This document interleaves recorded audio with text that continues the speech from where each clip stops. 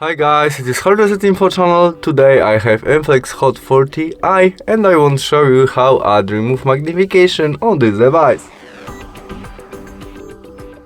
We start off opening settings application when we look for our special function selection. Now we scroll down to accessibility and there we have our magnification, which is off right now. To turn on it we press there and now we must switch on. Confirm I got it, and we have our magnification on our screen, which position we can easily change by tap and swipe on the screen. To zoom it, we press there and press on our single tap on our screen. To change position of our zoom, we need to use two fingers and scroll on it. To turn off it, we press again on our magnification. And that's all. Thanks for watching. Bye!